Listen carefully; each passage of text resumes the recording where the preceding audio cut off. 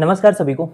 दोस्तों, हमारे देश में ना आए दिन त्रासदी होती है और इसकी फ्रीक्वेंसी इतनी ज़्यादा है कि अब ये आम बात हो गई है। भगदड़ मचती है, लोग मरते हैं, कुछ केसेस में सरकार मुआवजे का भी ऐलान कर देती है और फिर हम सब कुछ भूल जाते हैं। और इसीलिए ये विशियस साइकिल चलती रहती है, जहाँ सरकार को आगे आके अपनी जिम्मेदारी लेनी चाहिए और ऐसे स्टेप्स लेने चाहिए ताकि ऐसी घटनाओं से, ऐसी दुर्घटनाओं से भविष्य में बचा जा सके।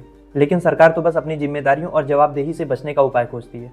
दोस्तों, आज हम फिर बात करेंगे प्रयागराज की, क्योंकि प्रयागराज में कुंभ मेले के दौरान जो भगदड़ हुई थी उसके बारे में कुछ अपडेट है। लेकिन उसको जानने से पहले एक बार मैं आपकी मेमोरी को रिकैप करा देता हूँ कि पास्ट में हुआ क्या था।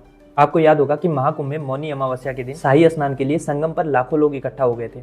क्योंकि सभी को शाही स्नान करना था तो लोग ठंड में रजाइयां लेकर वहीं संगम के आसपास सोए हुए थे। लेकिन रात 2 बजे के करीब भीड़ एकदम से बेकाबू हो गई, सारे बैरिकेड्स टूट गए, लोग संगम की ओर भागने लगे और अचानक से भगदड़ मच गई। इसमें बहुत सारे लोगों की जानें चली गई, बहुत सारे बच्चे, बहुत सारे बूढ़े अपने परिवारों से बिछड़ गए।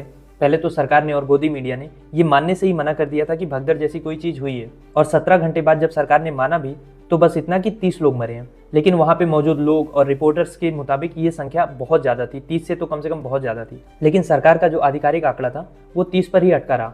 बाकियों का क्या हुआ ये किसी को नहीं पता। इन मौतों का जिम्मेदार कौन था ये भी किसी को नहीं पता, क्योंकि कोई जवाबदेही तय ही नहीं की गई। कहने को एक जांच आयोग तो बनाया गया, लेकिन उसका क्या हुआ ये भी किसी को नहीं पता। सरकार ने मुआवजे का ऐलान किया था कि 25-25 लाख रुपए मृतक जनों के परिवार को दिया जाएगा। क्या वो पैसा मिला? हाई कोर्ट की फटकार तो यही बता रही है कि अभी तक ये पैसा नहीं मिला है। दरअसल उदय प्रताप सिंह की याचिका से ये मुद्दा फिर से उठ गया। उनकी पत्नी सुनैना देवी 52 साल की थी और उसी भगदड़ में घायल हुई। इलाज के दौरान उनकी मौत हो गई, लेकिन ना उनका पोस्टमार्टम हुआ, ना परिवार को कोई जानकारी दी गई। अब इसके बाद जब उन्होंने कोर्ट का दरवाजा खटखटाया तो कोर्ट ने हेल्थ डिपार्टमेंट से लेकर डिस्ट्रिक्ट एडमिनिस्ट्रेशन सबको नोटिस भेज दिया है। कोर्ट कह रही है कि 28 जनवरी से कुंभ खत्म होने तक का सारा डेटा मुझे लाके दो। कितने लोग घायल हुए, कितने शव आए, डॉक्टरों की डिटेल, सब कुछ चाहिए कोर्ट को। इसके अलावा इलाहाबाद हाईकोर्ट की फटकार ये भी बताती है कि मुआवजे का पैसा अभी तक लोगों को मिला नहीं है।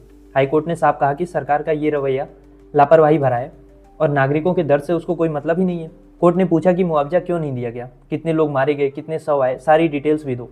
दोस्तों, कुंभ में लापता हुए लोगों के परिवारजन अपनों को अब भी ढूंढ रहे हैं। किसी का माँ खोया है, तो किसी की पत्नी, तो किसी का भाई और किसी का बेटा। खोया पाया केंद्र में कुछ के पोस्टर भी लगे हैं, लेकिन जवाब किसी का नहीं है। सरकार कहती है कि ये लोग भगदड़ में नहीं, सामान्य दिनों में बिछड़े हैं। लेकिन बिछड़े तो मेले में ही है ना, तो क्या उनकी जिम्मेदारी सरकार की नहीं है?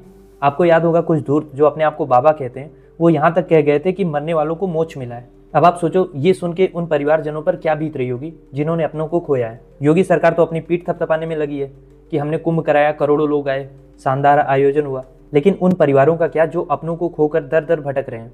ना मुआवजा मिला है, ना न्याय। दोस्तों, मेरा सवाल आपसे ये है कि क्या हमारे देश में इंसानी जान की कीमत बस नंबरों में है?